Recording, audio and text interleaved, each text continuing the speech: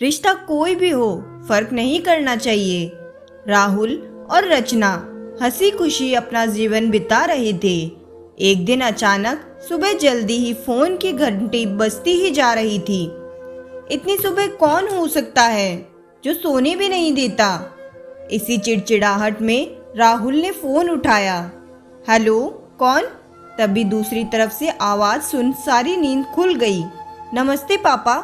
बेटा, बहुत दिनों से तुम्हें मिले नहीं, सो हम दोनों 11 बजे की गाड़ी में आ रहे हैं। दोपहर का खाना साथ में खाकर हम 8 बजे की गाड़ी से वापस लौट आएंगे। ठीक है पापा, मैं स्टेशन पर आपको लेने आ जाऊंगा। फोन रखकर वापस कमरे में आकर उसने रचना को सारी बात बताई। रजाई में घुसी रचना का पारा एकदम 7वें आसमान पर चढ़ गया। कोई इतवार को भी सोने नहीं देता। अब सबके लिए खाना बनाओ, पूरी नौकरानी बना दिया है। गुस्से से उठी और बाथरूम में घुस गई। राहुल हक्का बक्का हो उसे देखता ही रह गया। जब वो बाहर आई तो राहुल ने पूछा, क्या बनाओगी? गुस्से से भरी रचना ने तुनक के जवाब दिया, अपने को तल के खिला दूंगी। राहुल चुप रहा और मुस्कुराता हुआ तैयार होने में लग गया। स्टेशन जो जाना था। थोड़ी देर बाद गुस्सेल रचना को बोलकर वो मम्मी पापा को लेने के लिए घर से निकल गया। रचना गुस्से में बड़बड़ाते हुए खाना बना रही थी।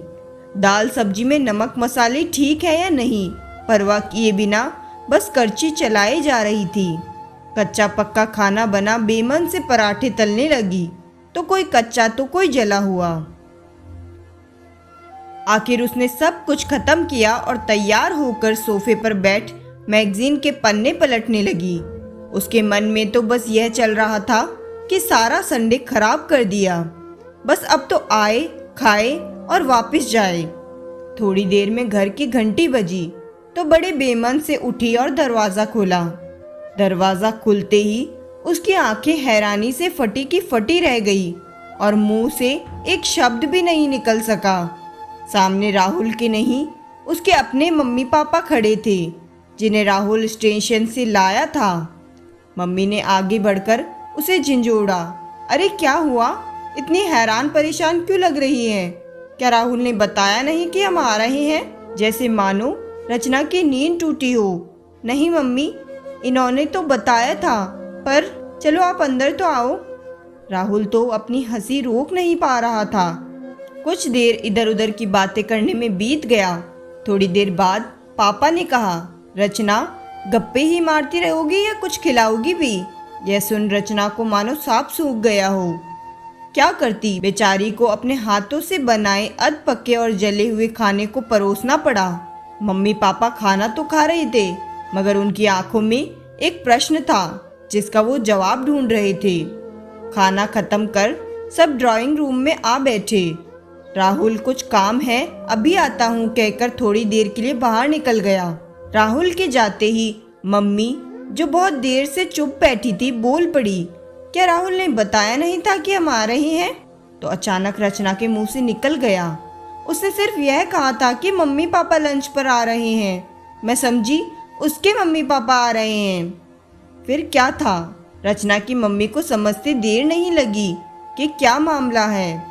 बहुत दुखी मन से उन्होंने रचना को समझाया, बेटी, हम हो या उसके मम्मी पापा, तुम्हें तो बराबर का सम्मान करना चाहिए। बेटी, जितना किसी को सम्मान दोगी उतना तुम्हें ही प्यार और इज्जत मिलेगी।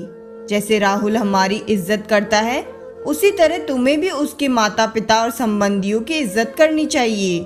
रिश्ता कोई भी हो, हमारा या उसका, कभी फर्क नहीं करना चाहिए। रचना की आंखों में आंसू आ गए और अपने को शर्मिंदा महसूस कर उसने मम्मी को वचन दिया कि आज के बाद फिर ऐसा कभी नहीं होगा। तो दोस्तों, अगर हमारी यह कहानी आपको पसंद आए तो वीडियो को लाइक और शेयर ज़रूर करें। अगर आप हमारे चैनल पर नए हो तो चैनल को सब्सक्राइब करना ना भूलें। धन्यवाद।